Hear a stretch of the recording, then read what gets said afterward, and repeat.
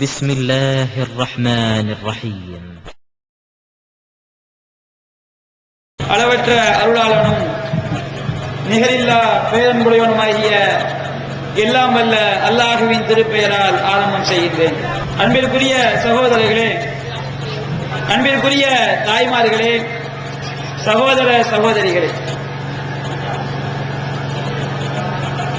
அல்லாஹ் தஆலா இந்த உலகத்திலே முதல் மனிதனாகிய ஆதம் அலைஹிஸ்ஸலாம் அவர்களை படைத்து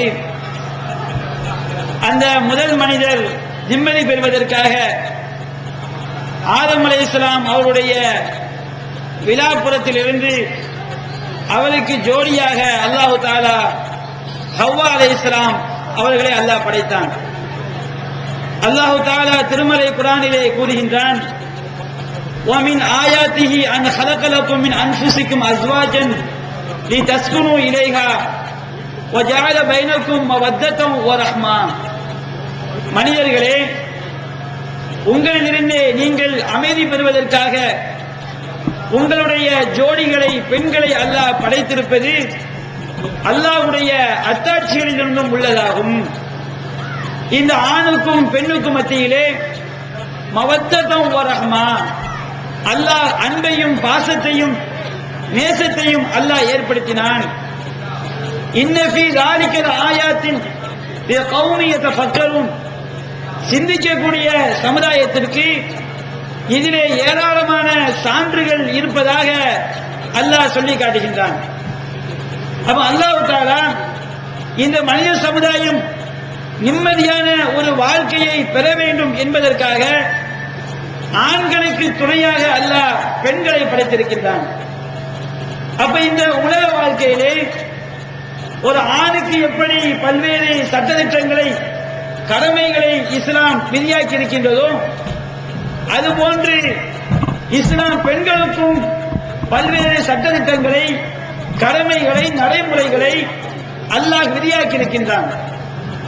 எந்த ஒரு சமுதாயத்திலே பெண்கள் ஒழுக்கத்தோடு, பெண்கள் ஒரு சிறந்த ஒரு சமுதாயமாக இருக்கின்றார்களோ, அந்த சமுதாயம் தான் சிறந்த ஒரு சமுதாயமாக இருக்கும். ஏனென்று சொன்னால், அனைத்து விஷயங்களுக்கும் அடிப்படையாக திகழக்கூடியவர்கள் பெண்கள் தான். நபிகள் நாயகம் ஸல்லல்லாஹு அலைஹி வஸல்லம் அவர்கள் கூறுகிறார்கள், குல்லுக்கும் ராயின் வகுல்லுக்கும் மஸ்ஊதுன் அன் ரஅயத்திஹி, உங்களில் ஒவ்வொருவரும் பொறுப்பாளர்கள், உங்கள் பொறுப்பை பற்றி நீங்கள் மறுமையிலே விசாரிக்கப்படுவீர்கள் என்று சொல்லிவிட்டு, ஒரு மன்னன் அவனுடைய நாட்டில் உள்ள மக்களுக்கு அவன் பொறுப்புதாரி.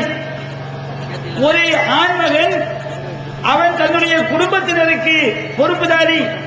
அந்த பொறுப்பை பற்றி அவன் விசாரிக்கப்படுவான். வல் மர்அத்து ராயியத்துன் அலா பைத்தி ஸௌஜிஹா, ஒரு பெண் தன்னுடைய கணவனுடைய வீட்டிற்கும் அவுலாதிஹி, அவனுடைய குழந்தைகளுக்கும் பொறுப்புதாரி. வஹிய மஸ்ஊலத்துன் அன் ரஅயத்திஹா, அவள் தன்னுடைய பொறுப்பை பற்றி மறுமையிலே விசாரிக்கப்படுவாள் என்று நபிகள் நாயகம் ஸல்லல்லாஹு அலைஹி வஸல்லம் அவர்கள் நமக்கு அறிவுரையாக சொல்லி காட்டுகிறார்கள். அப்போ ஒரு பெண் யாருக்கு பொறுப்புதாரி? ஒரு பெண் தான் தன்னுடைய கணவனின் வீட்டிற்கும் அந்த கணவனுடைய பிள்ளைகளுக்கும் அவள்தான் பொறுப்புதாரி என்று நபிகள் நாயகம் ஸல்லல்லாஹு அலைஹி வஸல்லம் அவர்கள் சொல்லி காட்டுகிறார்கள். ஒரு சமுதாயம் எங்கிருந்து ஆரம்பமாகிறது? ஒரு சமுதாயம் என்று சொன்னால் ஒரு ஆண், ஒரு பெண், அவனுடைய குழந்தைகள், அந்த குடும்பம், இப்படி பல குடும்பங்கள் சேர்ந்து ஒரு வட்டாரம், ஒரு தெரு, பல தெருக்கள் சேர்ந்து ஒரு ஊர், இப்படித்தான் சமுதாயமே ஆரம்பமாகிறது.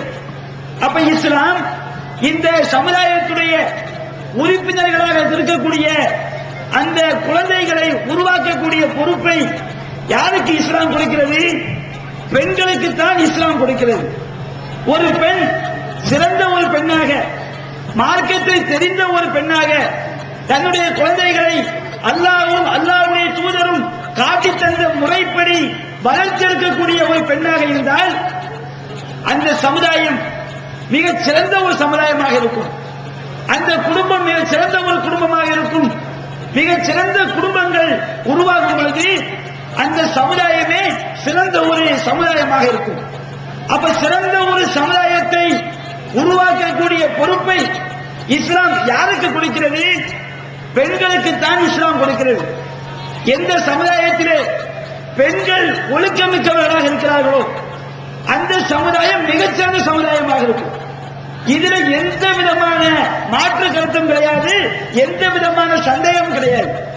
அல்லாஹ் தஆலா திருமறை குர்ஆனிலே ஒட்டுமொத்த காபிர்களுக்கும் உதாரணமாக அல்லாஹ் பெண்களை தான் சொல்லி காட்டுகின்றான். இந்த உலகத்தில் வாழக்கூடிய ஒட்டுமொத்த மூமின்களுக்கும் உதாரணமாக அல்லாஹ் பெண்களை தான் சொல்லி காட்டுகின்றான். அல்லாஹ் கூறுகின்றான், லரபல்லாஹு மஸலன் லில்லதீன கஃபரு இம்ராஅத நூஹ் வ இம்ராஅத லூத். அல்லாஹ் தஆலா இந்த உலகத்தில் வாழக்கூடிய ஒட்டுமொத்த காபிர்களுக்கும் உதாரணமாக நூஹ் நபியுடைய மனைவியையும் லூத் அலைஹிஸ்ஸலாம் அவருடைய மனைவியையும் அல்லாஹ் சொல்லி காட்டுகின்றான். இந்த உலகத்தில் அல்லாஹ்வை மறுக்கக்கூடிய எவ்வளவோ பெரிய காஃபிர்கள் இருக்கிறாங்க. அபூ ஜஹல் மிகப்பெரிய காஃபிர், ஃபிரௌன் மிகப்பெரிய ஒரு காஃபிராக இருந்தான்.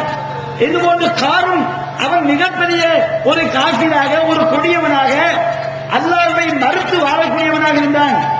ஆனால் அல்லாஹ் தஆலா இப்படிப்பட்ட பயங்கரமான காஃபிர்களை எல்லாம் அல்லாஹ்வை மறுக்கக்கூடியவர்களுக்கு அல்லாஹ் உதாரணமாக சொல்லி காட்டவில்லை. அல்லாஹ் யாரை உதாரணமாக்குகிறான்? இந்த உலகத்தில் உள்ள காஃபிருக்கு அல்லாஹ்வை மறுக்கக்கூடியவர்களுக்கு உதாரணம் என்று சொன்னால் அது ஃபிரௌனுடைய, அதாவது நூஹ் அலைஹிஸ்ஸலாம் அவருடைய மனைவியையும் லூத் அலைஹிஸ்ஸலாம் அவருடைய மனைவி அல்லாஹ் சொல்லி காட்டுகின்றான். என்ன காரணம்?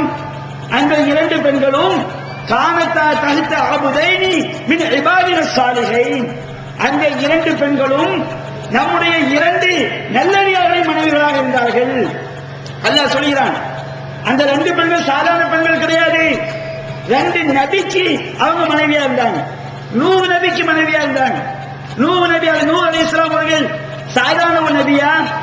இந்த உலகத்துல 950 ஆண்டு காலம் வாழ்ந்து இந்த ஏகத்துவ பிரச்சாரத்தை எடுத்துரைத்தவர்கள், அல்லாஹ்விற்காக பாடுபட்டவர்கள். அப்படிப்பட்ட நூஹ் என்ற நல்லடியாருடைய மனைவியாக ஒரு பெண் இருந்தார். இன்னொரு பெண் லூத் அலைஹிஸ்ஸலாம் என்கின்ற நபியுடைய மனைவியாக இருந்தார். அந்த பெண்களும் ஃபகானத்தாஹுமா, இரண்டு நல்லடியார்களுடைய மனைவிமார்களாக இருந்தாலும் அந்த நல்லடியார்களின் கொள்கைக்கு அவர்கள் மோசடி செய்தார்கள், மாறு செய்தார்கள். அவர்கள் அந்த நபிமார்கள் எந்த கொள்கையை போதித்தார்களோ அந்த கொள்கைக்கு எதிராக நடந்தார்கள். ஃபலம் யூனியா அன்ஹுமா மினல்லாஹ் வகீல துகுல் நார மஅத்தாஹிரின். அந்த இரண்டு பெண்களுக்கும் சொல்லப்பட்டது, நீங்கள் நரகத்தில் நுழைந்து விடுங்கள். அந்த இரண்டு நபிமார்களும் அந்த இரண்டு பெண்களையும் நரகத்திலிருந்து காப்பாற்ற முடியாது என்று அல்லாஹ் சொல்லி காட்டுகிறான். அப்ப இரண்டு நல்லடியார்களுக்கு மனைவியாக இருந்து இந்த உலகத்தில் ஒரு நெருக்கமான உறவு எதுவென்று சொன்னால் அது கணவன் மனைவி என்ற உறவு தான். ஒரு தகப்பன் பிள்ளை எடுத்துக்கிட்டா அது டிஸ்டன்ஸ் இருக்கும்.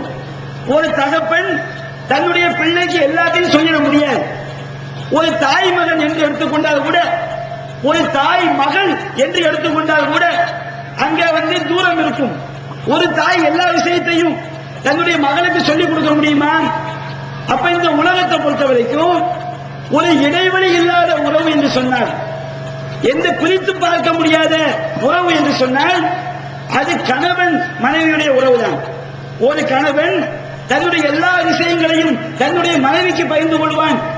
ஒரு கணவன் தன்னுடைய மனைவிக்கு நல்லதைத்தான் விரும்புவான், நல்ல கணவன்.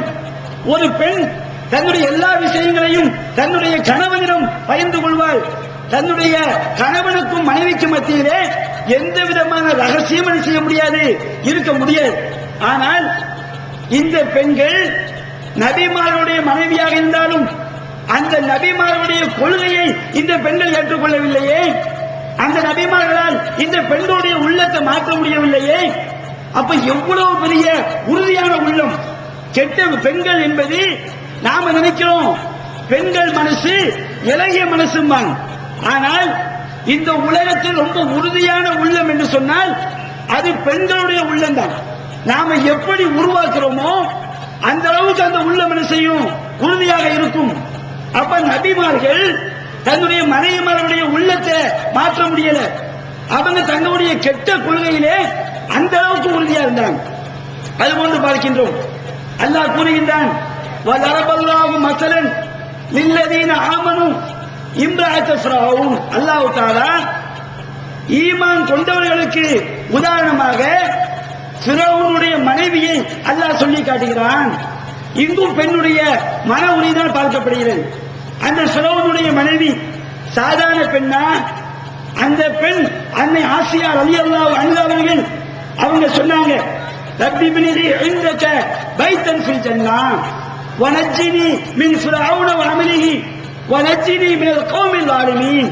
இறைவா, எனக்கு உள்புறத்திலிருந்து சொர்க்கத்தில் ஒரு வீட்டை நீ கட்டுவாயாக. வனஜ்ஜினி மின் ஃபிரௌன வஅமலிஹி. இறைவா, இந்த கேடுகட்ட கொடியவனான ஃபிரௌனிடமிருந்தும் அவனுடைய தீய காரியங்களிலிருந்தும் என்னை நீ காப்பாற்றுவாயாக. வனஜ்ஜினி மினல் கௌமில் ஸாலிமீன். இறைவா, இந்த அநியாயக்கார கூட்டத்தாரிடமிருந்து என்னை நீ காப்பாற்றுவாயாக.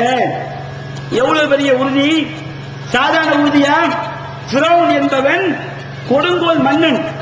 அந்த மக்கள் எல்லாம் இஸ்ரவேல் சமுதாயம் தனக்கு எதிராக வந்துவிடக் கூடாது, தன்னை கடவுளாக ஏற்றுக்கொள்ளக் கூடாது என்பதற்காக அந்த ஃபிரௌன் இஸ்ரவேல் சமுதாயத்தை சேர்ந்த ஆண் மக்களை எல்லாம் கொன்றடித்தான். அது ஆம்பளை பிள்ளைய அறுத்து கொன்றான். பெண் மக்களை எல்லாம் உயிரோடு வாழ வைத்தான். இவ்வளவு பெரிய கொடியவனாக இருந்தா, இவ்வளவு பெரிய அயோக்கியனாக இருந்தால், அந்த அயோக்கியனுக்கு முன்னால் பயப்படாத உள்ளம் இருக்க முடியுமா? பயப்படாத மனிதர்கள் இருக்க முடியுமா? ஒரு ஆம்பளை பிள்ளைய கொண்டாட வச்சுக்கிறீங்க, நம்மை கொலை செய்து விடுவான் என்று சொன்னால் நம்முடைய உள்ள அவனுக்கு பயப்படுமா? பயப்படாதா? ஃபிரௌன் எப்படிப்பட்ட மன்னன்? அல்லாஹ் சொல்லி காட்டுகின்றான். மலைகளை போன்ற படைகளை உடைய ஃபிரௌன். ஃபிரௌன் சாதாரண ஃபிரௌன் கிடையாது. அவனுடைய படையே மலை போன்ற உறுதி வாய்ந்த படை, மலை போன்ற படைகளை உடைய மன்னனாக இருந்தான். அந்த ஃபிரௌனுடைய மனைவி அன்னை ஆசியா ரலியல்லாஹு அன்ஹா அவங்களுடைய உள்ளத்துல இந்த ஈமான் போய் தைக்கிறது. அந்த ஃபிரௌன் எவ்வளவு கொடியவனாக இருந்தாலும் இது ஆசியா ரலியல்லாஹு அன்ஹாவுடைய உள்ளத்தை அவனால் மாற்ற முடிந்ததா? இந்த ஏகத்துவ கொள்கையை அவருடைய உள்ளத்தில் சேர்ப்பதை விட்டும் அல்லாஹ் கொண்டு போய் சேர்ப்பதை விட்டும் தடுக்க முடிந்ததா? அவன் செய்த கொடுமைகள் இந்த பெண்ணுடைய உள்ளத்தை மாற்றியதா? எவ்வளவு கொடுமைகள், எவ்வளவு துன்பங்கள்! அந்த உள்ளம் இரும்பு உள்ளமாக, எழுத்து உள்ளமாக, உறுதியான உள்ளமாக அந்த உள்ளம் இருந்தது. அது அல்லாஹ் சொல்லி காட்டுகின்றான். ஒரு ஆண் மகன் உறுதியாக இருப்பது பெரிய மேற்று கிடையாது. நாம நினைக்கிறோமே ஒரு பெண் என்றால் இளகிய மனம் என்று நாம் நினைக்கிறோம். ஆனால் அந்த இளகிய மனம் படைத்த அந்த பெண்கள் ஈமானிலே உறுதியாக இருந்த காரணத்தினால் உலகத்தில் உள்ள ஒட்டுமொத்த மூமின்களுக்கும் அல்லாஹ் ஃபிரௌனுடைய மனைவி அன்னை ஆசியா ரலியல்லாஹு அன்ஹா அவங்களையும் அதுபோன்று மரியம் அலைஹிஸ்ஸலாம் அவர்களையும் அல்லாஹ் உதாரணமாக சொல்லி காட்டுகின்றான். அப்ப என்ன விளங்குது? ஒரு பெண் நல்ல விஷயங்களில் உறுதியாகிவிட்டால் அந்த பெண்ணை அந்த நல்ல விஷயத்திலிருந்து திருப்புவது ரொம்ப கஷ்டம்.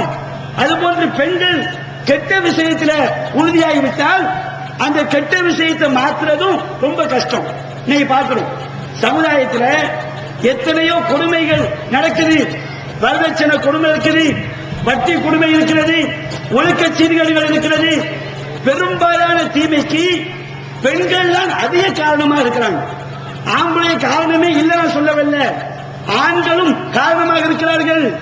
ஆனால் பெரும்பாலான தீமைகளுக்கு பெண்கள் தான் அதிக காரணமா இருக்கிறாங்க.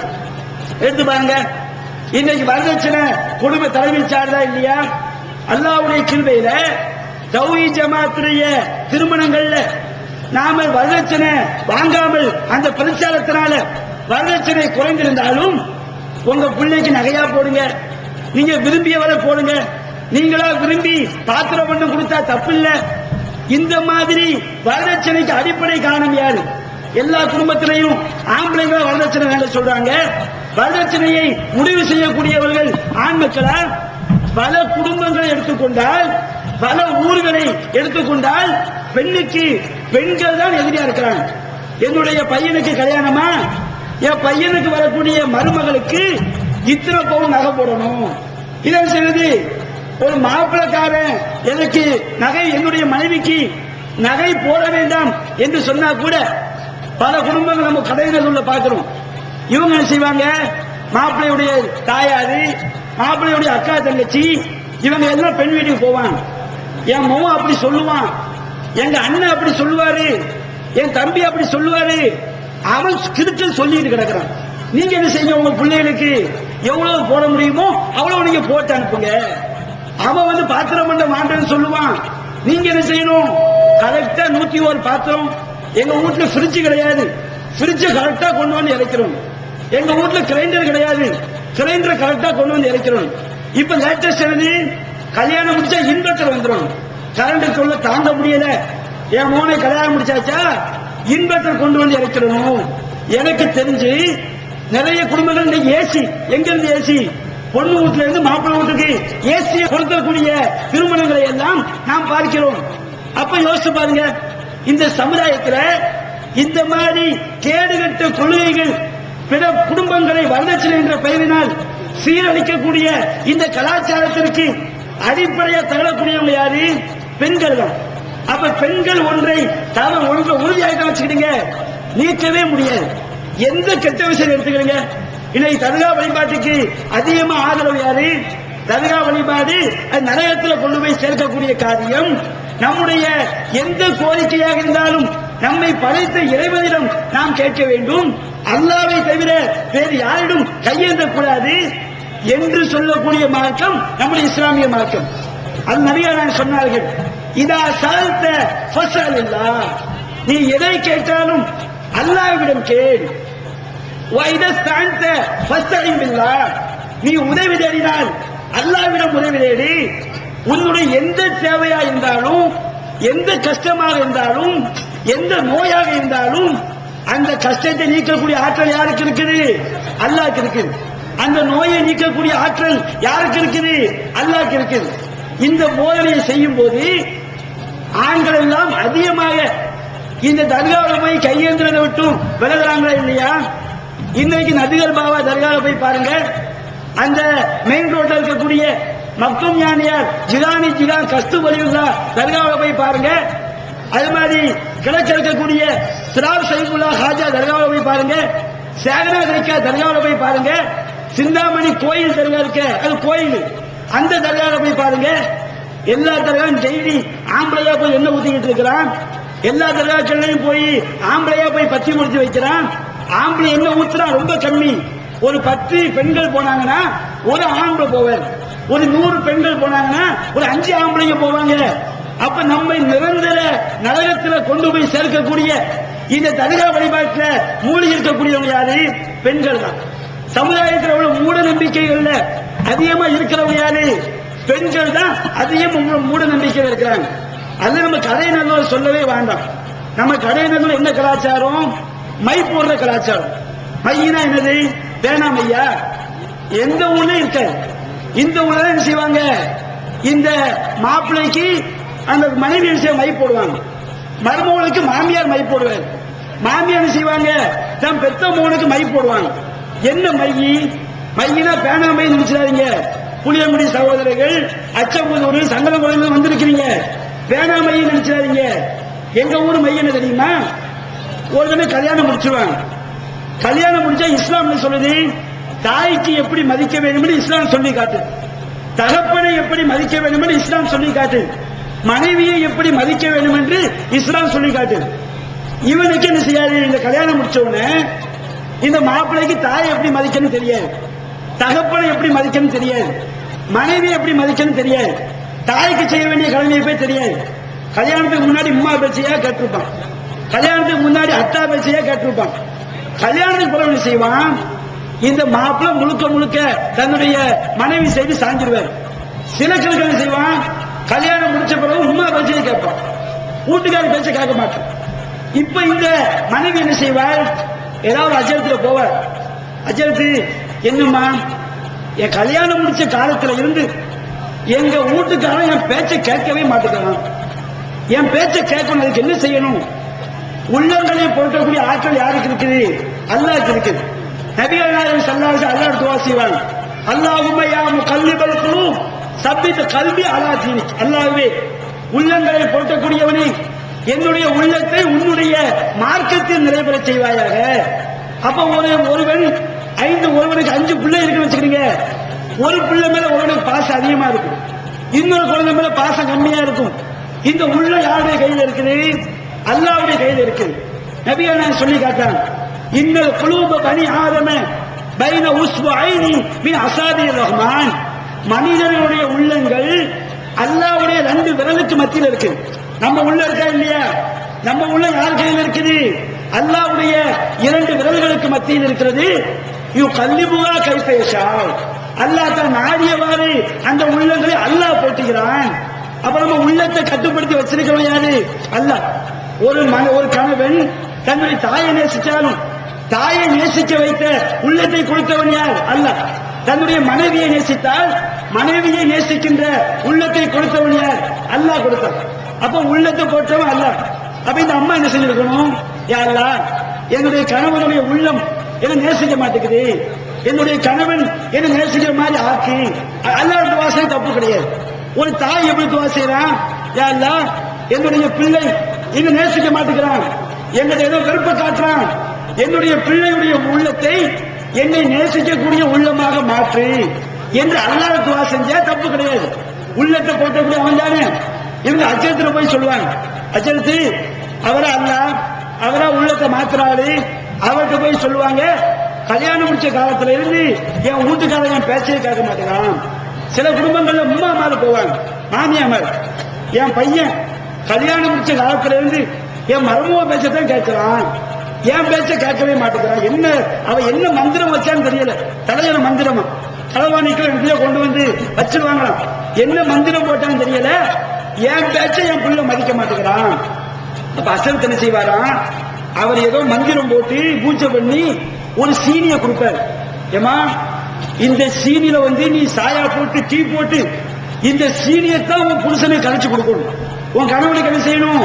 இந்த சீனியத்தான் மை போனது. இந்த அஜரத்து கொடுத்த அந்த சீனியை கழிச்சு டீ போட்டு கொடுக்குறாங்களே, இதுக்கு பார்த்தா மையம். இந்த இந்த சீனியை போட்டு குடிச்சிட்டா அவன் என்ன செய்வானா? தன்னுடைய மனைவி பேச மட்டும் கேட்பான். சில என்ன செய்வாங்க, மாப்பிள்ளையுடைய உம்மா போய் தாயார் போய் என்ன செய்வாங்க, அந்த மாதிரி சீனியை வேங்கிட்டு வந்து பூஜை பண்ணி மந்திரம் போட்டு அதை வேங்கி கொண்டு வந்து அதை செய்வாங்க, கரைச்சு குடிக்கக்கூடிய காட்சியை பார்த்தோம். இந்த மை போட்டு எத்தனை குடும்பம் நடுத்தருக்கு வந்திருக்குது. நம்ம கடைகளில் பார்க்கிறோமா இல்லையா? அந்த தாயார மாப்பிள்ளையுடைய தாயாருக்கு தெரியும், என் மருமவா என் மகனுக்கு மை போட்டா. மை போட்டு எத்தனை குடும்பம் நாசமா இருக்குது. எத்தனை கணவன் தன்னுடைய மனைவியை பிரிந்திருக்கின்றான். இந்த மாதிரி சீனிக்கு சக்தி வருமா? ஒரு ஓய் தந்துட்டா அந்த சீனியை வச்சு உள்ளத்தை மாற்ற முடியுமா? ஒரு சக்தியும் கிடையாது. உள்ளத்தை மாற்றக்கூடிய ஆற்றல் அல்லாஹ் ஒருவனுக்கு தானே இருக்கிறது. அப்ப இந்த மாதிரி பல கேடுகட்ட கலாச்சாரங்கள் யார்கிட்ட இருக்குது? பெண்கள்கிட்ட தான் இருக்குது. பெண்கள் சமுதாயத்துல தான் இது போன்ற பல மூட நம்பிக்கைகள். வீட்டில் உட்காந்து கத்தரிக்காய் அணிச்சுக்கிட்டே இருப்பாங்க. கத்தரிக்காய் அணிச்சுக்கிட்டே இருக்கும்போது மேல காக்கா சத்தம் போடும். காக்கா அது பாட்டுக்கு என்ன செய்யும்? அது கனியை பார்த்தா சத்தம் போடும், கருவாட்டை பார்த்தா சத்தம் போடும். அது காக்கா கத்துமா? இவங்க உட்கார்ந்துக்கிட்டு காக்கா கத்துது, விருந்தாளி வர போறாங்க. உங்களை யாரு சொல்லி தந்தா? காக்கா கத்துச்சுன்னா விருந்தாளி வர போறான்னு உங்களுக்கு யாரு சொல்லி தந்தா? உள்ளங்கால ஊரல் இருக்குமா? உள்ளங்கால ஊரல் இருக்குது. பணம் வரப்போகுது, தபால் வரப்போகுது. அப்ப இந்த மறைவான விஷயங்களை யாரு சொல்லித்தர முடியும்? அல்லாஹ் சொல்லித்தர முடியும். இன்னல்லாஹ இன்தஹு மஃபாத்திஹுல் கைப், மறைவானவற்றின் திறவுகோல்கள் அல்லாஹ்விடம் இருக்கிறது. அல்லாஹ் சொல்லி காட்டுறான். குர்ஆன்ல அல்லாஹ் சொல்றான், நமக்கு அடுத்த வினாடி என்ன நடக்கும்? விருந்தாளி வருவாரா வரமாட்டாரா? நமக்கு நல்லது நடக்குமா கெட்டது நடக்குமா? நமக்கு இன்பம் நடக்குமா துன்பம் நடக்குமா? இது அறிஞ்சவன் யாரு? அல்லாஹ். அல்லாஹ்க்கு தான் தெரியும். அல்லாஹ் குர்ஆன் சொல்லி காட்டுகிறான், குல்லா யஅலமு மன் ஃபிஸ் ஸமாவாதி வல் அர்தி அல் கைப இல்லல்லாஹ். நபியே, நீங்கள் மக்களுக்கு சொல்லுங்கள், வானத்திலும் பூமியிலும் மறைவான விஷயங்களை அல்லாஹ்வை தவிர வேறு யாரும் அறிந்து கொள்ள முடியாது. நாளைக்கு நடக்கிற விஷயம் அல்லாஹ்வை தவிர ஒரு ஆளுக்கு தெரியும் நம்புறோம் வச்சுக்கிறீங்க, நாம முஸ்லீம் கிடையாது. அந்த நம்பிக்கையில நாம மௌத்தாயிட்டா நாம நிரந்தர நரகத்துக்கு போவோம். நாம என்ன நினைக்கிறோம், இந்த மறைவான விஷயங்களை ஒரு காக்காலையும் நினைக்கிறோம். காக்காய்க்கு தெரியுமா விருந்தாளி வரப்போறா இல்லையா சொல்லி, உள்ளங்கால ஊழல் எடுத்தா தபால் வரப்போது யார் சொல்லி காட்டினா, பணம் வரப்போகுதுன்னு யாரு சொல்லி காட்டினா, ஒரு பூனை குறுக்க போகுமா, ஒரு பூனை குறுக்க போய் தான் கெட்ட காலம். இது எங்க இருக்குது, நம்ம இஸ்லாமிய சமுதாயத்தில் உள்ளது.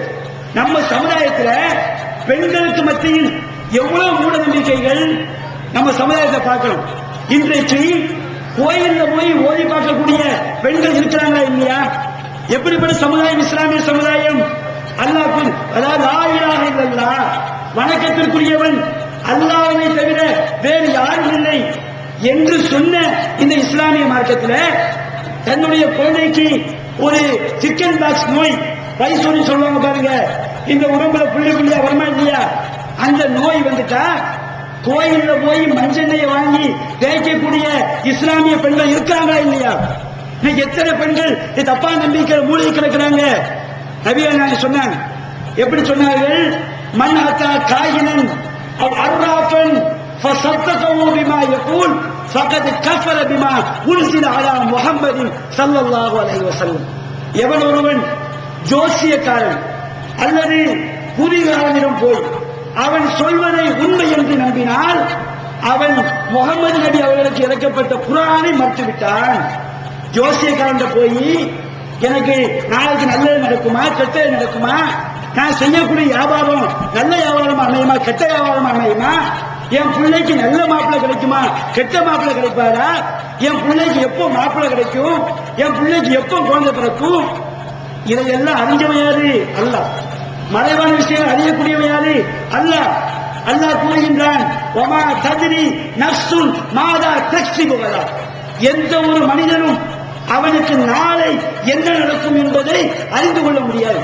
யார் அறிய முடியாது? நமக்கு நடக்கக்கூடிய விஷயத்தை யார் ஜோசியக்காரன் அறிய முடியுமா? குறிகாரன் அறிய முடியுமா? நம்ம சமுதாய பெண்கள் இன்னைக்கு குறி பார்க்க போறாங்களா இல்லையா, ஜோசியம் பார்க்க போறாங்களா இல்லையா? அப்ப இந்த நிலைமை நம்ம சமுதாயத்தில் இருந்தா, இந்த மாதிரி ஒரு பெண் குறிகால மேல நம்பிக்கை வச்சு மௌத்தாயிட்டா, ஒரு ஜோசியக்கார மேல நம்பிக்கை வச்சு மௌத்தாயிட்டா, நாளை நம்முடைய நிலைமை என்ன? எனதருமை தாய்மார்களே, எனதருமை சகோதரிகளே, நன்றாக சிந்தித்து பாருங்கள். அல்லாஹ் தஆலா நாம எவ்வளவோ பாவங்களை செய்யறோம். நாம செய்யற பாவத்தை அல்லாஹ் நாடுனா மன்னிச்சிடுவான். நாம பொய் பேசுறோம், பொய் பேசுறது பயங்கரமான குற்றம். நாம புறம் பேசுறோம், புறம் பேசுறதுக்கு பயங்கரமான குற்றம். நாம ஏமாத்துறோம், ஏமாத்துறது பயங்கரமான குற்றம். இந்த பாவத்தை செஞ்சுட்டு ஒரு தௌபா செய்யாம மௌத்தாயிட்டான். அல்லாஹ் என்ன செய்வான்? நீ பொய் பேசினியா, நீ புறம் பேசினியா, நீ ஏமாத்தினியா, நம்ம செஞ்ச பாவத்துக்கு தகுந்த மாதிரி அல்லாஹ் நரகத்துல போட்டு நம்ம அல்லாஹ் சொர்க்கத்துக்கு அனுப்பிடுவான். ஒரு ஆளு அல்லாஹ்வுடைய ஆற்றலை இன்னொரு மனுஷனுக்கு கொடுத்து மௌத்தாயிட்ட வச்சுக்கிடுங்க, நாளை நடப்பதை அறியக்கூடிய அல்லாஹ். ஒரு ஜோசியக்காரன் அறிய முடியாது. நமக்கு நோயை நீக்கக்கூடிய அல்லாஹ்.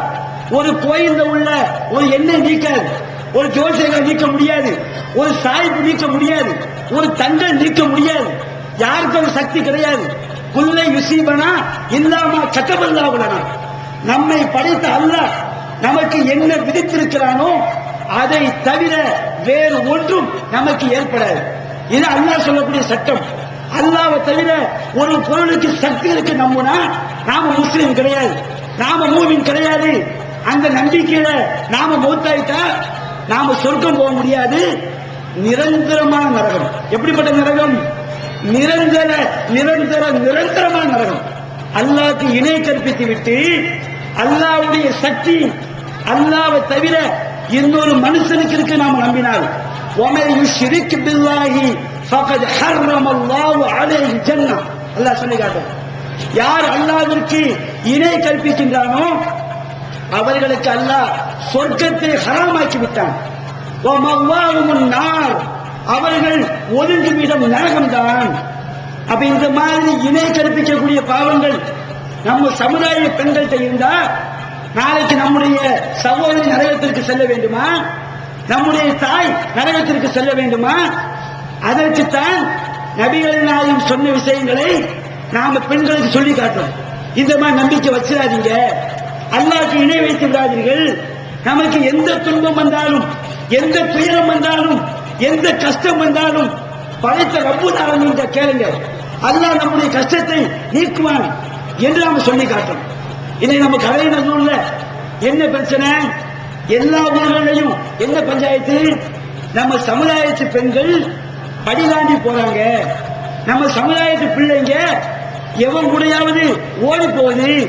நம்ம காலேஜுக்கு படிக்க அனுப்புறோம், காலேஜுக்கு படிக்க அனுப்புனா அந்த புள்ள வேறொரு படிப்பை படிச்சுக்கிட்டு பல வருஷம் வளர்த்த தகப்பனை மதிக்காம, பல வருடங்கள் வளர்த்த அவளை பரிவோடு அமதூட்டி சீராட்டி பாராட்டி வளர்த்த தாயை மதிக்காமல் நேற்று பழகி எவனோடோ நம்முடைய சமுதாய பெண்கள் ஓடி போகிறார்களே.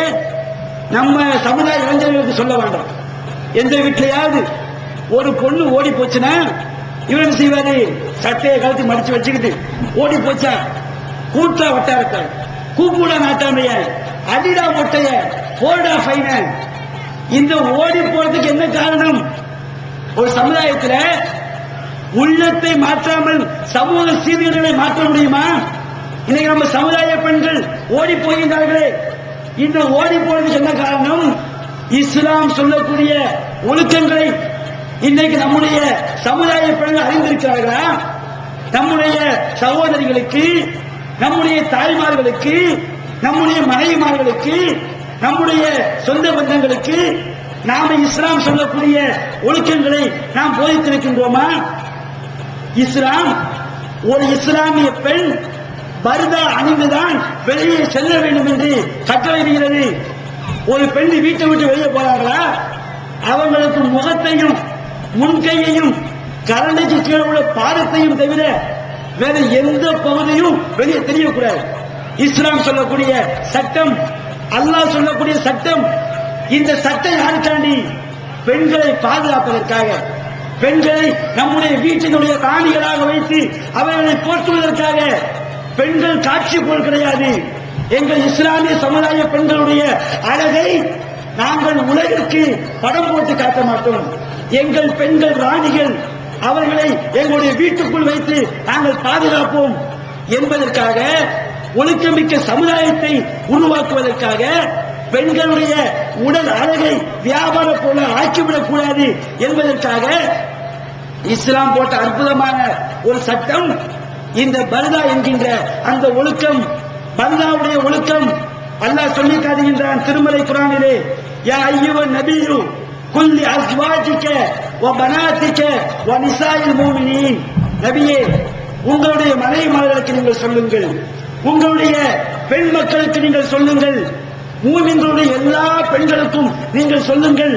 அல்லாஹ் உத்தரவு போடுறான், நபியே உங்க மனைவி, நீங்க கல்யாணம் முடிச்ச மனைவிமார்களுக்கு சொல்லுங்கள், உங்களுடைய பெண் மக்களுக்கு நீங்கள் சொல்லுங்கள், உங்களுடைய அனைத்து மூமின்களுடைய பெண்களுக்கும் நீங்கள் சொல்லுங்கள், யுதினீன அலைஹின்ன மின் ஜலாபிபிஹின்ன. அந்த பெண்கள் தங்களுடைய அழகை தங்களுடைய ஆடையால் அவர்கள் மறைத்துக் கொள்ள வேண்டும். பர்தா என்று சொன்னால் கருப்பு உடல் மட்டும் பர்தா கிடையாது. நம்ம உடல்ல எந்த டிரெஸ் மறைச்சாலும், ஒரு பெண்களுடைய உடல் அழகை, ஒரு நீ தஞ்சாவூர் சைடு போனீங்கன்னா நல்ல நீளமான சேலையை பெண்கள் செஞ்சிருப்பாங்க, உடம்புல சுத்தி இருப்பாங்க. அப்ப எந்த டிரெஸ் நம்முடைய உடல் அழகை மறைத்தாலும் அதுக்கு பேர் என்ன பேரு? அதுக்கு பேர் தான் பர்தா.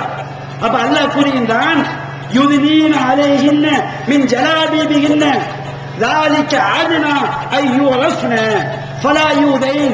அந்த பெண்கள் நல்ல பெண்கள் என்று அறியப்படுவதற்காகவும் அவர்கள் தொல்லைப்படுத்தப்படாமல் இருப்பதற்காகவும் இதுதான் சிறந்தது என்று அல்லாஹ் சொல்லி காட்டுகிறான். எனதருமை தாய்மார்களே, இன்றைக்கு நம்ம இஸ்லாமிய கலாச்சாரத்தில் இந்த பர்தா இது ஒரு ஃபேஷன் ஆக்கப்பட்டிருக்கா? அல்லாஹ்வை அஞ்சி ஒரு இறைவனை பயந்து வாழக்கூடிய பெண் அணியக்கூடிய ஆடையாக இருக்கிறதா? இன்னைக்கு பார்க்கிறோம், நம்ம பிள்ளைங்க வெளியூருக்கு போகக்கூடிய நம்ம சமுதாய பிள்ளைகள் பஸ்ல போகும்போது பார்க்கிறோம், இந்த பர்தா எனக்கு பர்தா வந்து பாதி தலைக்கு இருக்கு. இதான் இஸ்லாம் சொல்லக்கூடிய பர்தா. இப்படிதான் இஸ்லாம் சொல்லுதா? இந்த பர்தா போடாம போகலாம கேட்கிறோம். நபிகள் சொன்னார்கள், 2 கூட்டங்கள் தோன்றும், அந்த கூட்டத்தை நான் பார்க்கவில்லை. நபிகள் சொல்றாங்க, பின்னாடி 2 கூட்டம் தோன்றும், அந்த 2 கூட்டத்தையும் நான் பார்க்கல. ஒரு கூட்டம் என்ன கூட்டம்? ஒரு கூட்டம் தங்களுடைய கைகளில் அந்த மாட்டு வால் மாதிரி சாட்டைகளை வைத்துக் கொண்டு மனிதர்களை அடிப்பார்கள், மனிதர்களை விரட்டுவார்கள். அந்த கூட்டத்தை நான் பார்க்கல. இன்னும் அவங்க வரலாம். அது நபிகள் நாயகத்துக்கு பிறகு வந்து அழிஞ்சும் போயிருக்கலாம். இன்னைக்கு நமக்கு எங்கே இருக்கிற மாதிரி தெரியல. இன்னொரு கூட்டம் சொன்னார்கள். இன்னொரு கூட்டம் யார் தெரியுமா? காசியாத்துன் ஆரியாத்துன் நாயிலாத்துன் முமீராத்துன். நபிகள் சொன்னார்கள், ஆடை அணிந்தும் நிர்வாணமாக இருக்கக்கூடிய பெண்கள். எப்படிப்பட்ட பெண்கள்? ஆடை அணிந்தும் நிர்வாணமாக இருக்கக்கூடிய பெண்கள். மாயிலாத்துன் முமீலாத்துன், தன்னை அலங்கரித்துக் கொண்டு பிற ஆண்களை மயக்கக்கூடிய பெண்கள். நபிகள் சொல்லி காட்டினாங்க. இந்த 2 கூட்டத்தையும் நாம் பார்க்கல. இந்த மாதிரி ஆடை அணிந்தும் தன்னுடைய அழகை வெளிக்காட்டுகின்றாரே, இந்த பெண்ணுக்கு எப்படிப்பட்ட தண்டனை தெரியுமா? மாட்டு வாழ மாதிரி சாட்டையை வைத்துக் கொண்டு மக்களை அடிப்பார்களே, அவர்களுக்கு எப்படிப்பட்ட தண்டனை தெரியுமா? ஒரு பெண் நரகத்துடைய தண்டனையை தெரிந்தால் அல்லாஹ்வுக்கு பயந்து இஸ்லாம் எதை அனுமதித்ததோ அந்த முகத்தையும் முன்கையும் தவிர வேற எந்த பாகத்தையும் அந்நிய ஆண்களை காட்ட மாட்டார். அவ்வளவு பயங்கரமான தண்டனை நபிகள் சொல்லி காட்டுறாங்க. சொர்க்கம் இருக்கு பாருங்க, சொர்க்கம். இந்த சொர்க்கத்துடைய நறுமணம் 50,000 ஆண்டுகள் தூரத்தில் ஒருவர் இருந்தாலும் அந்த நறுமணம் அவனுக்கு கிடைக்கும். சொர்க்கம் எப்படிப்பட்ட வாசம் உள்ளது! நாம சொர்க்கத்தை போய் சேர்ந்ததுக்கு 50,000 வருஷம் ஆகும். நிற்காமலே போய்கிட்டே இருக்கிறோம். நிற்காமலே சென்று கொண்டே இருந்தால் கூட சொர்க்கத்துக்கு போய் சேர்ந்து 50,000 வருஷம். அந்த அளவுக்கு சொர்க்கம் மணக்கும். சொர்க்கம் எந்த அளவுக்கு மணக்கும்? ஒரு சொர்க்கத்துக்கு வந்து சேர்றதுக்கு 50,000 வருஷம் ஆகும். 50,000 வருஷம் தூரத்தில் இருந்தால் கூட சொர்க்கத்துடைய நறுமணம் அவனுக்கு கிடைக்கும். அந்த வாடையை கூட இந்த பெண்கள் பெறமாட்டார்கள். எந்த பெண்கள்? எந்த பெண் ஆடை அணிந்தும் நிர்வாணியாக இருக்கிறார்கள். ஆடை பேருக்கு ஆடை. அந்த ஆடை இஸ்லாம் சொன்ன பாவங்களை மறைக்காது. பிற ஆண்களை மயக்குவதற்காக ஒரு பெண் வெளியே சென்றால் நரகத்தில் எவ்வளவு பயங்கரமான வேதனை! நரகத்துடைய அடித்தட்டு 50,000 வருஷத்துக்கு சொர்க்கம் மணக்குமே, அந்த சொர்க்கத்துடைய அந்த வாசனை கூட செய்ய முடியாது, பெற முடியாது. அப்ப நம்ம சமுதாய பெண்களை பாருங்க, பஸ்ல போகும்போது பார்க்கிறோம், தெருக்கல்ல போகும்போது பார்க்கிறோம். இந்த பர்தா வந்து தலையை மூடக்கூடிய முக்காடு அவங்களுக்கு ஒரு ஃபேஷன். இது யாரு? காலேஜ் படிக்கிற பிள்ளைங்க. அல்லாஹ் எவ்வளவு பெரிய தண்டனையை வச்சிருக்கிறான், அல்லாஹ் எவ்வளவு பெரிய கொடுமையை வைத்திருக்கின்றான் என்பதை தெரிந்தால் மறுமையை நம்பி வாழக்கூடிய ஒரு சகோதரி இந்த மாதிரி வெளியே வருவாங்களா? இஸ்லாம் வயோதிக பெண்களுக்கு சதவீதம் வழங்குது. வயசான பெண்கள் இருக்காங்க பாருங்க, ஒரு 50 வயசு ஒரு 40 வயசு தாண்டிய பெண்கள் தங்களுடைய உடல் பாகங்கள் தெரியற மாதிரி தப்பு கிடையாது, இருக்கிற அவசியம் கிடையாது. அவங்க அந்த மாதிரி அவங்களும் தான் பேணணும். அவங்கள்ட்ட குறைபாடுகள் வந்தால் மார்க்கத்தில் குற்றம் கிடையாது. யாருக்கு இந்த சட்டம்? யாருக்கு இந்த அல்லாஹ் இந்த தீர்வை சொல்கிறான்? எந்த பெண்கள் இளம் பெண்களாக இருக்கிறாங்களோ அவங்க வீட்டை விட்டு வெளியே போகும்போது தங்களுடைய அழகை வெளிக்காட்டக்கூடாது. அல்லாஹ் சொல்கிறான், குல்லில் மூமினாத்தி யகுலுன மின் அப்சாரிஹின்ன வயஹ்ஃபல்ன ஃபுரூஜஹுன்ன வலா யுப்தீன ஸீனத்தஹுன்ன இல்லா மா லஹர மின்ஹா. அல்லாஹ் சொல்லி காட்டுகிறான், நபியே, அல்லாஹ்வை நம்பிக்கை கொண்ட பெண்களுக்கு நீங்கள் சொல்லுங்கள், அல்லாஹ்வை நம்பிக்கை கொண்ட பெண்களுக்கு நீங்கள் சொல்லுங்கள், அவர்கள் யகுலுன மின் அப்சாரிஹின்ன, அவர்கள் தங்கள் பார்வைகளை தாழ்த்திக் கொள்ள வேண்டும். அல்லாஹ் சொல்லி காட்டுறான். நீ மூமினான ஆனா குல்லில் மூமினாத்தி யகுலுன மின் அப்சாரிஹிம், அல்லாஹ்வை நம்பிக்கை கொண்ட ஆண்களுக்கு சொல்லுங்கள், அவர்கள் தங்களுடைய பார்வைகளை தாழ்த்திக் கொள்ள வேண்டும். வயஹ்ஃபலு ஃபுரூஜஹும், அவர்கள் தங்களுடைய கற்புகளை பேணி பாதுகாத்துக் கொள்ள வேண்டும். ஆண்களும் பார்வைகளை தாழ்த்த வேண்டும், ஆண்களும் தங்களுடைய கற்பை பாதுகாக்க வேண்டும். இஸ்லாம் பெண்களுக்கு சொல்கிறது, அல்லாஹ்வை நம்பிக்கை கொண்ட பெண்கள் தங்களுடைய பார்வைகளை தாழ்த்திக் கொள்ள வேண்டும். வலா யுபதீன ஸீனத்தஹுன்ன, அவர்கள் தங்களுடைய அலங்காரங்களை வெளிப்படுத்தக் கூடாது. இல்லாம லஹரம் என்றார், எது வெளியே தெரியுமோ அதை தவிர வேறு எந்த அலங்காரத்தையும் பெண்கள் வெளிப்படுத்தக் கூடாது. வலா யுபதீன, இன்னும் அல்லாஹ் கூறுகின்றான், அவர்கள் தங்களுடைய அலங்காரத்தை தங்களுடைய கணவன் மகளுக்கை தவிர அவர்கள் வெளிக்காட்டக் கூடாது என்று அல்லாஹ் செய்கிறான், சொல்லி காட்டுகிறான். அப்ப இன்றைக்கு ஒரு பெண் தன்னுடைய அலங்காரத்தை யாருக்கு காட்ட வேண்டும்? தன்னுடைய கணவனுக்கு மட்டும்தான் ஒரு பெண் தன்னுடைய அலங்காரத்தை காட்ட வேண்டும் என்று அல்லாஹ் சொல்லி காட்டுகின்றான். இன்னும் அல்லாஹ் கூறுகின்றான், ஒரு இஸ்லாமிய பெண் எப்படி இருக்க வேண்டும்? வலா யضربن بأرجلهن ليعلم ما يخفين من زينتهن. இன்னும் அல்லாஹ் கூறுகிறான், பெண்கள் தாங்கள் மறைத்திருக்கக்கூடிய அலங்காரங்கள் வெளியே தெரிய வேண்டும் என்பதற்காக தங்களுடைய கால்களை தட்டி தட்டி நடக்க வேண்டாம் என்று அல்லாஹ் சொல்லி காட்டுறான்.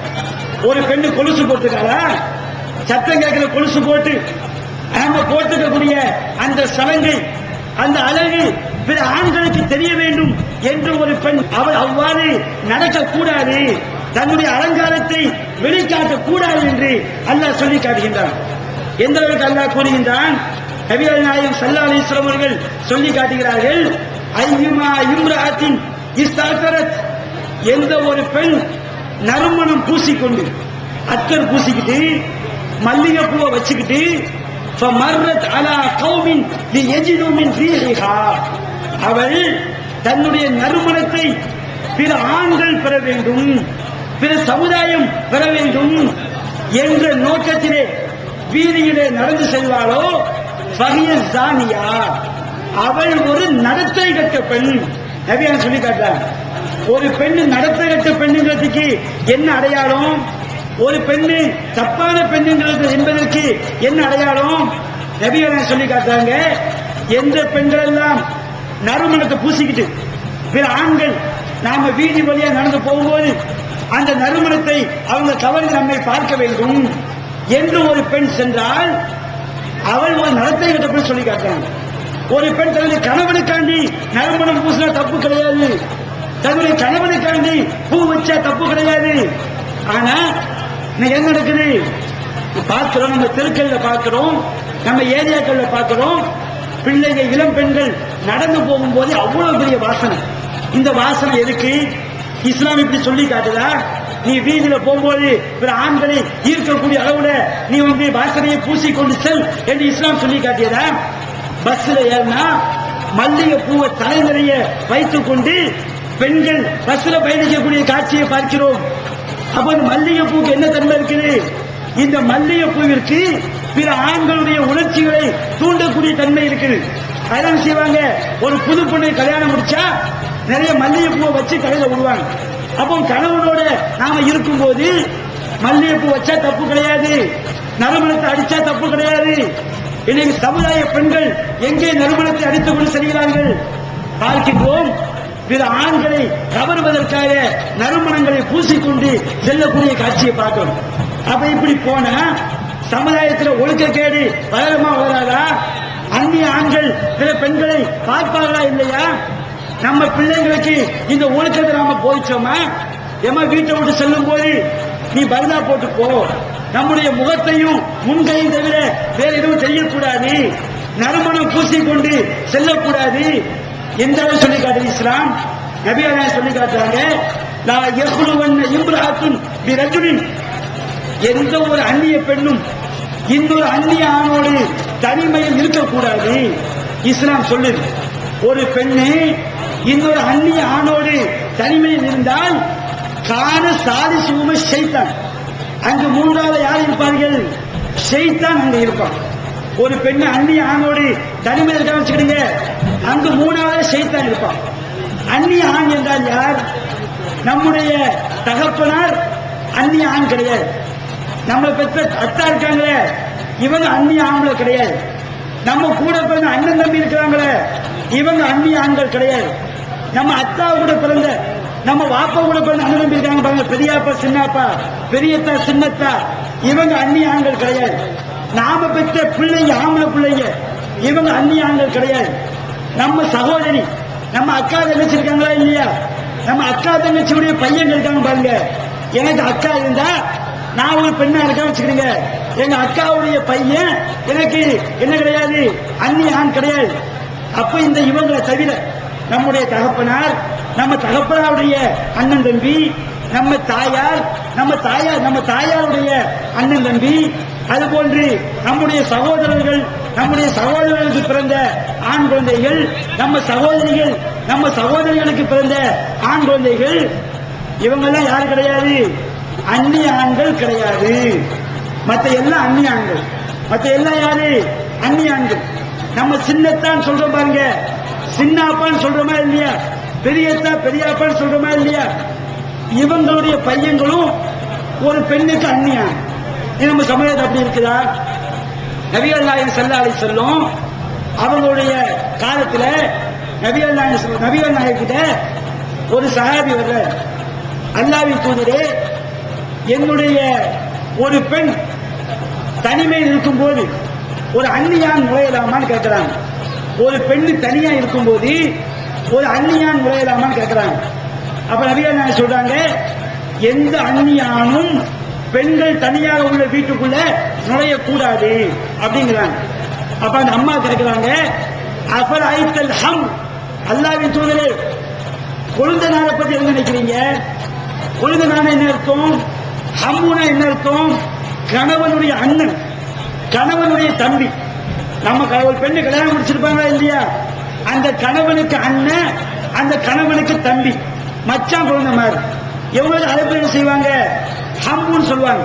அல்லாஹ்வின் தூதரே, ஒரு கொழுந்த மதினியை பார்க்க போக கூடாதா? தனியா இருக்கும் போது ஒரு மச்சான் மதினியை பார்க்க போக கூடாதா? நபிகள் நாயகம் சொன்னார்கள், அல் ஹம்மு அல் மௌத், ஒரு பெண்ணுக்கு மரணத்திற்கு சமம் யார்? ஒரு பெண்ணை தப்பான காரியங்களை வீழ்த்தக்கூடியவன் யார்? ஒரு பெண்ணுக்கு மரணத்திற்கு சமம் கணவனுடைய அண்ணன் தம்பிமார்கள். கணவனுடைய அண்ணன் தம்பிமார்கள் கூட செய்யக்கூடாது, ஒரு பெண்ணோடு தனிமையில் இருக்கக்கூடாது என்று இஸ்லாம் சொல்லி காட்டுகிறது. நம்ம சமுதாயத்தை பார்க்கிறோம், நம்ம பெரியத்தா பையங்க, நம்ம சின்னத்தா பையங்க, இவங்கெல்லாம் முறை மாப்பிள்ள. நம்ம ஊர்களில் சில இடங்களில் ஹராமாக்கி வச்சிருக்கிறோம். எப்படி ஒருவனுக்கு அவன் மாமி மகன் முறை பையனும், மாமி மகள் முறை பெண்ணும், அதுபோன்று பெரியப்பா மகள் அது இஸ்லாத்துல முறை பொண்ணு, சின்னத்தா மகள் அது முறை பொண்ணு. நம்ம சமயம் என்னாச்சு, எங்க பெரியப்பா பிள்ளையா என் தங்கச்சியோட நான் பைக்ல போறேன். இது இஸ்லாம் சொல்லக்கூடிய சட்டமா? இது இஸ்லாம் சொல்லக்கூடிய ஒழுக்கமா? இன்னைக்கு பெரியத்தா சின்னத்தா பையங்களோட போறோமே, அந்த மாதிரி போற ஆண்களும் தவிர்த்து கொள்ள வேண்டும். இது இஸ்லாத்திற்கு முழுக்க மாற்றமான ஒரு நடைமுறை. இது இஸ்லாத்துடைய கண்ணியத்தை குழி தோண்டி புதைக்கக்கூடிய ஒரு நடைமுறை. பார்க்கிறோம், சில பெண்கள் மார்க்க சட்டம் தெரிஞ்சு, நம்ம ஊர்ல அண்ணன் பெரியப்பா பையனை மார்க்க சட்டம் தெரிஞ்சு ஒரு சில பெண்கள் பரதா முறையை பெண்ணா வச்சுக்கிறீங்க, தாய் சும்மா அடிக்கிறாங்க. என்ன அண்ணன் வைக்கப்படுற? யார் அண்ணன்? கூட பிறந்த அண்ணன் தான் அண்ணன். ஒரு தாய் வயிற்றுல பிறந்தாங்க பாருங்க, அவங்க தான் இஸ்லாத்துல அண்ணன். ஒரு தாய் வயிற்றுல பிறந்தாங்க பாருங்க, அவங்க தான் இஸ்லாத்துல தம்பி. பெரியப்பா வேணவருக்கு அந்நிய ஆண் இல்லாமல் இருக்கலாம், பெரியப்பா பையன் ஒரு பெண்ணுக்கு அந்நிய ஆண் தான். ஒரு அந்நிய ஆணோடு எந்த உறவை பேண வேண்டுமோ அந்த உறவை பேண வேண்டும், பருதா போடாம இருக்கக்கூடாது. அப்ப இந்த மாதிரி ஒழுக்கங்களை நம்ம பிள்ளைக்கு சொல்லி கொடுத்தா, நீ அந்நிய ஆணோட உட்கார்ந்தா நாளைக்கு அல்லாஹ் கண்டிப்பான் என்கின்ற ஒழுக்கங்களை கல்லூரிக்கு போகக்கூடிய பிள்ளைங்களுக்கு சொல்லி கொடுத்தா, பெண்கள் தெரிஞ்சிருந்தா தப்பு நடக்குமா? அது பெரியப்பா பையனோட நாம பேசக்கூடாது, நம்ம ஒரு அந்நிய ஆணோடு பேசக்கூடாது என்ற ஒழுக்கங்களை தெரிந்த ஒரு பெண் இன்னொரு மாற்று மதத்தோடு ஓடி போவாரா? மாற்று மதத்தோடு முகம் கொடுத்து பேசுவாரா? அப்ப இன்னும் இஸ்லாமிய சட்டம் தெரியல. சட்டம் தெரிஞ்சாலும் அல்லாஹ் சொல்லக்கூடிய சட்டத்தை பேணக்கூடிய பக்குவம் நம்ம கிட்ட இல்லை. அல்லாஹ்வுடைய சட்டத்தை நாம் பேணாவிட்டால் நாம் செல்லக்கூடிய இடம் எந்த இடம்? நாம் நிரந்தரமான நரகத்திற்கு நாம் போய் சேர்ந்துருவோம். நாம் பயங்கரமான நரகத்திற்கு போய் நாம் சேர்ந்து விடுவோம். எனவே பெண்களுக்கு மத்தியில இது போன்ற பர்தாவை பெண்கள் பேண வேண்டும். ஒவ்வொரு மார்க்கத்தை தெரிந்த சகோதரனும் தன்னுடைய தாய்க்கு, தன்னுடைய சகோதரிக்கு, தன்னுடைய பிள்ளைகளுக்கு நாம் இந்த ஒழுக்கங்களை சொல்லிக் கொடுக்க வேண்டும். அப்படி நாம சொல்லிக் கொடுத்தா, அல்லாஹ்வுடைய பயத்தை நாம் போதித்தால் அந்த சமுதாயம் ஒழுக்கமான ஒரு சமுதாயமாக இருக்கும். எனவே இது போன்ற ஒழுக்கங்களை பேணி நாம் நடக்க வேண்டும் என்று உபதேசித்தவனாக என்னுடைய உரையை நான் நிறைவு செய்கிறேன். வாசல் அல்லாஹ்